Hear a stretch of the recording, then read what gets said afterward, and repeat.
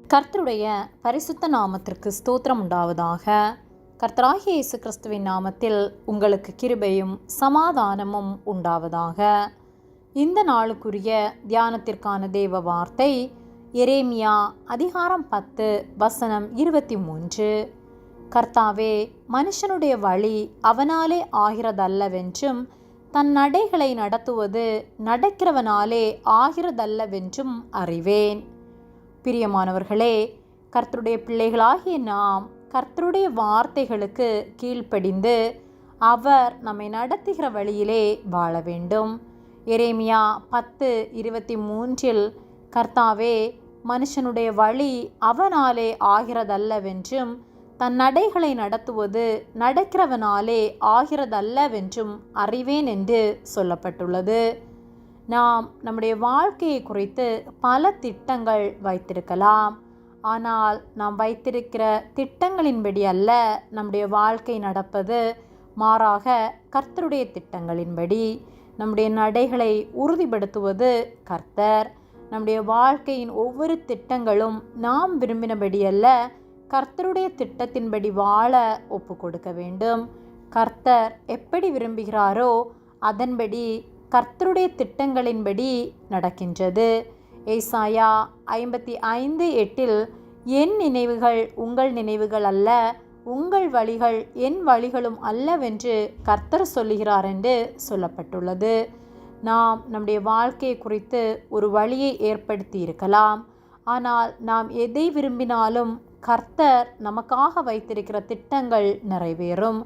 ஒருவேளை நம்முடைய வாழ்க்கையை குறித்து இந்த ஆண்டு என் வாழ்வில் இதை செய்ய வேண்டும் என்று சொல்லி நாம் திட்டம் வைத்திருக்கலாம். அது கர்த்தருக்கு ஏற்றபடி இருக்குமானால் நிச்சயமாக நிறைவேறும். ஆனால் நாம் கர்த்தருடைய ஆலோசனை இல்லாமல் நம் சுய எண்ணத்தின்படி செயல்படுவோமானால் எந்த ஒரு காரியமும் நன்மையாக இருக்காது.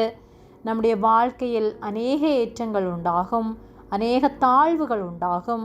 நம்முடைய திட்டங்கள் நம்முடைய வாழ்வின் நன்மைக்காக மட்டுமே நாம் திட்டமிடுகின்றோம்.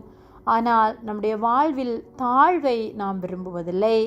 ஆனால் நம்முடைய வாழ்வில் தாழ்வுகள் வருகின்றது, நோய்கள் வருகின்றது, பலவீனங்கள் வருகின்றது. ஆகவே கர்த்தருக்கு ஏற்றபடி வாழ்வோம். நமக்காக அவர் வைத்துள்ள திட்டங்கள் பெரியது. ஆகவே அவருடைய வழி நடத்துதலுக்கு விட்டு கொடுத்து நம்முடைய வாழ்வை நாம் அமைப்போமானால் நம்முடைய வாழ்வு நிச்சயமாக ஆசீர்வாதம் உள்ளதாக இருக்கும். மாறாக என்னிடம் பணம் இருக்கின்றது, என்னிடம் செல்வாக்கு இருக்கின்றது, அதை வைத்து என்னுடைய வாழ்வை நான் எப்படி வேண்டுமானாலும் வாழ்வேன் என்று நாம் நினைப்போமானால் நம்முடைய வாழ்வு நன்மை உள்ளதாக இருக்க முடியாது. ஆகவே நம்முடைய வாழ்வை கர்த்தருடைய கரங்களிலே ஒப்பு கொடுப்போம். நம்மை உருவாக்கினவர் அவர், நமக்கு ஜீவனை தந்தவர் அவர். நம்முடைய வாழ்வை எப்படி நடத்தினால் நம்முடைய வாழ்வு ஆசீர்வாதம் உள்ளதாக இருக்கும், நன்மை உள்ளதாக இருக்கும் என்பதை அவர் அறிவார்.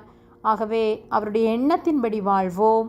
அவருடைய வார்த்தைகளை தினந்தோறும் ஆராய்ந்து அறிந்து அதை கை கொண்டு வாழ்வோம்.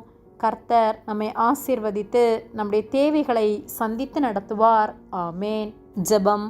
எங்களை அதிகமாக நேசித்து வழிநடத்தி வருகிற எங்கள் அன்பின் பரிசுத்த பிதாவே, இந்த நாளையும் நாங்கள் காணும்படியாக நீர் எங்களுக்கு ஜீவனை தந்த உம்முடைய அன்பிற்காக நாங்கள் உமக்கு நன்றி செலுத்துகின்றோம்.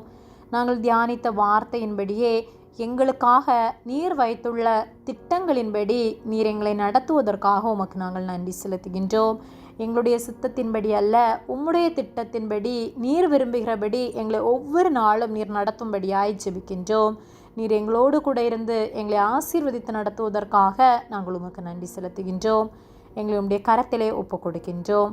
இயேசுவின் நாமத்தில் ஜெபிக்கின்றோம் ஜீவனுள்ள நல்ல பிதாவே. ஆமேன். கர்த்தர் உங்களை ஆசீர்வதிப்பாராக.